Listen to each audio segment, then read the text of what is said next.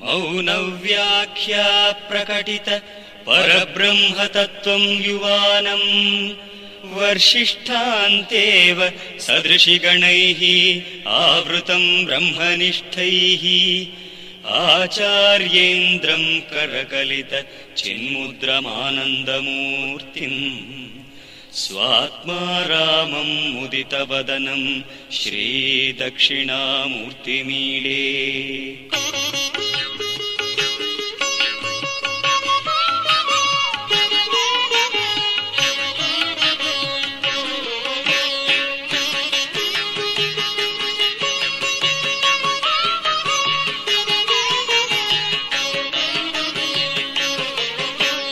विश्वं दर्पण दृश्यमाननगरी तुल्यं निजान्तर्गतम्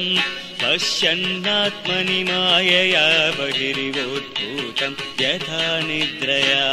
यः साक्षात् कुरुते प्रबोधसमये स्वात्मानमेवाद्वयम् तस्मै श्रीगुरुमूर्तये नमः इदं श्रीदक्षिणामूर्तये बीजस्यान्तरिवाङ्कुरो जगदिदं प्राङ्निर्विकल्पं शनैः मायाकल्पितदेशकालकलन वैचित्र्यचित्रीकृतम् मायावीव विजृम्भयत्यपि महायोगी वयस्वेच्छया तस्मै श्रीगुरुमूर्तये नमः इदं श्रीदक्षिणामूर्तये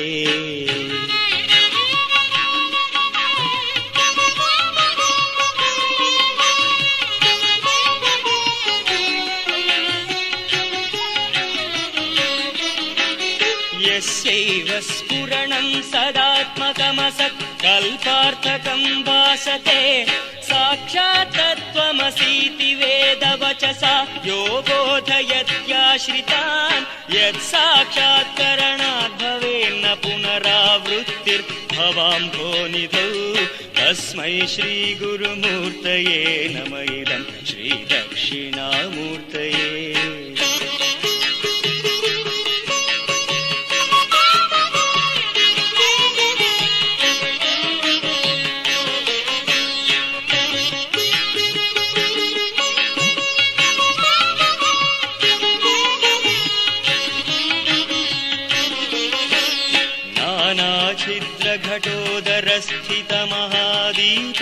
घटोदरस्थितमहादीपप्रभास्वरम् ज्ञानं यस्य तु चक्षुरादिकरणद्वारा बहिस्पन्दते जानामीति तमेव भान्तमनुभात्येतत् समस्तं जगत् तस्मै श्रीगुरुमूर्तये नमः इदं श्रीदक्षिणामूर्तये देहं प्राणमपीन्द्रियाण्यपि चलां बुद्धिं च शून्यं विदु स्त्रीबालान्धजडोपमास्त्वहमिति भ्रान्तावृशं वादिनो मायाशक्तिविलासकल्पितमः व्यामोहसंहारिणे तस्मै श्रीगुरुमूर्तये नमः इदं श्रीदक्षिणामूर्तये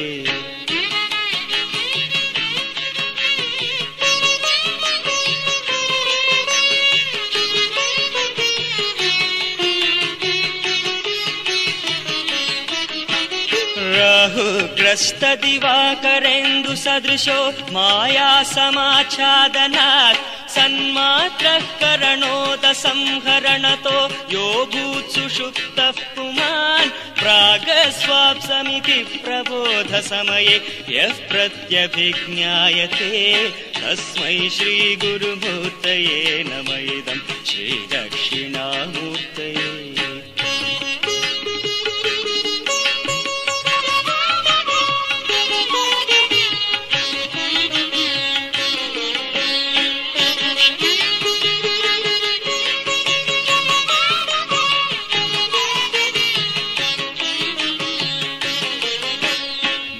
जाग्र्यादिष्वपि जाग्रदादिषु तथा सर्वास्वस्थास्वपि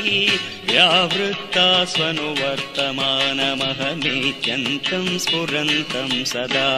स्वात्मानं प्रकटीकरोति भजता यो मुद्रया भद्रया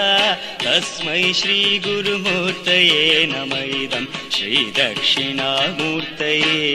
विश्वं पश्यति कार्यकारणतया स्वस्वामि सम्बन्धता शिष्याचार्यतया तथैव पितृपुत्राद्यात्मना भेदतो स्वप्ने जाग्रति वा एष पुरुषो माया परिभ्रामितो तस्मै श्रीगुरुमूर्तये नम इदं श्रीदक्षिणामूर्तये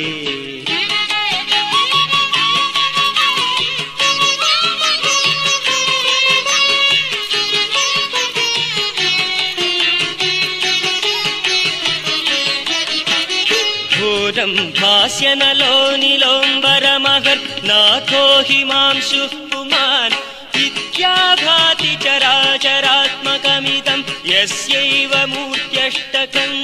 नान्यत्किञ्चन विद्यते विमृशतां यस्मात् परस्मात् विभो तस्मै श्रीगुरुमूर्तये नम इदं श्रीदक्षिणामूर्तये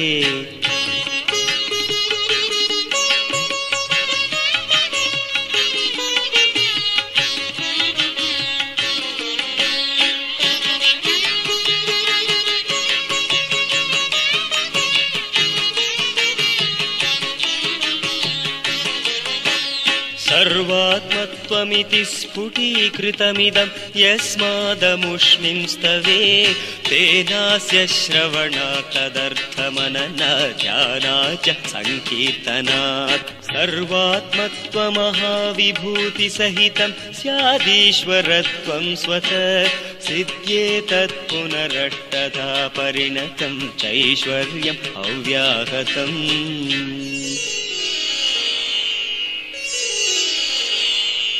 वटविटपि समीपे